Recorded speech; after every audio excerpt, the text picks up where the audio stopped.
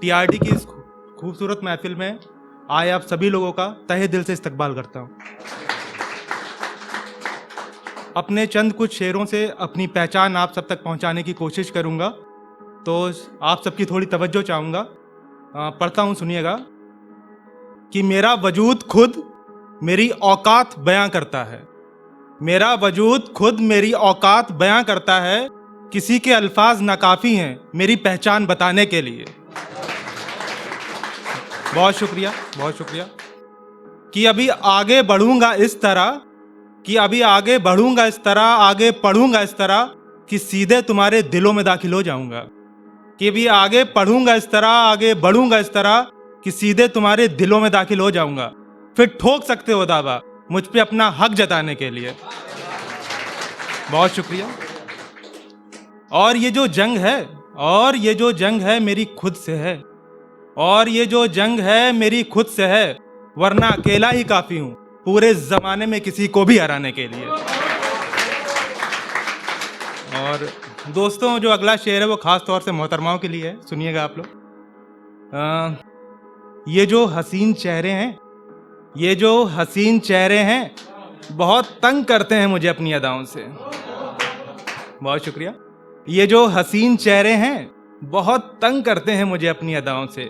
ये मुलाकात ही काफ़ी है अगली मुलाकात तक तुम्हें सताने के लिए। बहुत शुक्रिया, बहुत शुक्रिया।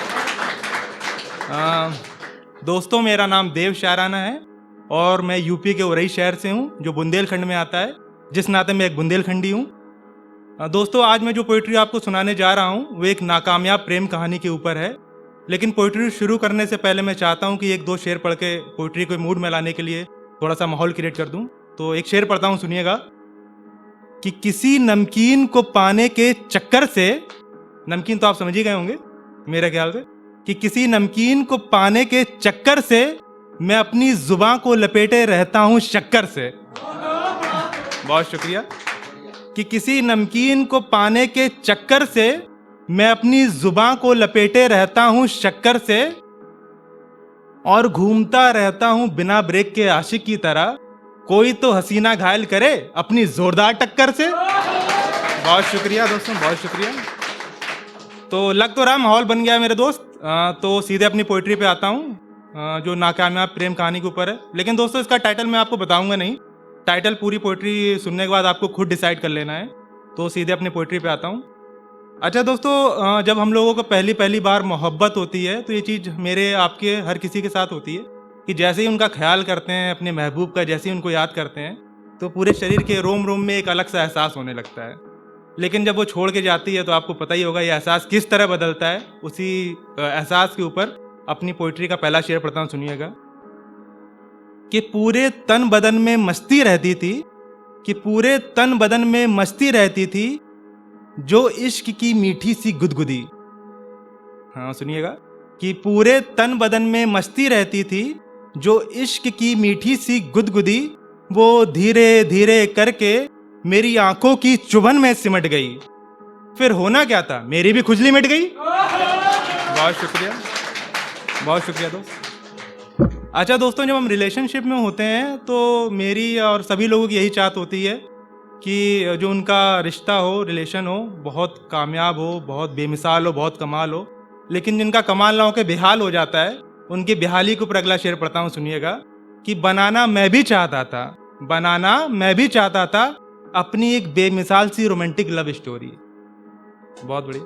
बनाना मैं भी चाहता था अपनी एक बेमिसाल सी रोमांटिक लव स्टोरी, मगर पर्दे पे आने से पहले ही मेरी पूरी पिक्चर पिट गई। यारों, मेरी भी खुजली मिट गई। बहुत शुक्रिया। अच्छा दोस्तों, ऐसा जब रिलेशनशिप में हम लोग होते हैं तो हमारे लवर्स को जो अपनी बातें होती हैं पहले तो बड़ी अच्छी लगती हैं। बड़ा कहते हैं भाई बहुत अच्छा, मतलब बहुत अच्छा बोलते हो तुम, ठीक है। लेकिन फिर बाद में क्या होता है कि वही बातें जो उसका मन भरने लगता है हमसे, तो वो बातें उसको कैसे लगने लगती हैं। उसी सिचुएशन के ऊपर शेर पढ़ता हूँ, सुनिएगा कि पहले मेरी जिन बातों से खिल जाती थी वो महकते गुलाब की तरह। शुक्रिया। कि पहले मेरी जिन बातों से खिल जाती थी वो महकते गुलाब की तरह, आज उन्हीं बातों को सुनकर नागिन सी रस्सी की तरह हिट गई। यारों, मेरी भी खुजली मिट गई। शुक्रिया। अच्छा दोस्तों, ऐसा नहीं है कि वो कस्में वादे नहीं करती, कस्में भी खाती है, वादे भी करती है, लेकिन उसका जो वादे निभाने का तरीका वो थोड़ा अलग सा होता है। तो मेरे वाली ने कैसे वादा निभाया वो सुनिएगा आप, ज़रूर मज़ा आएगा। कि वादा कर रही थी मुझसे, वादा कर रही थी मुझसे मेरे साथ पूरी ज़िंदगी जीने का, वादा कर रही थी मुझसे पूरी ज़िंदगी मेरे साथ जीने का, वादा करते करते मेरे सामने ही कमबख्त दूसरे से पट गई, यारों मेरी भी खुजली मिट गई। अच्छा दोस्तों, ऐसा नहीं है कि हम लोग अपने रिलेशनशिप को मतलब मजबूत करने के लिए कोई कोशिशें नहीं करते हैं, बहुत कोशिशें करते हैं, लेकिन वो एक किसी और की कोशिश की वजह से कैसे नाकामयाब हो जाता है।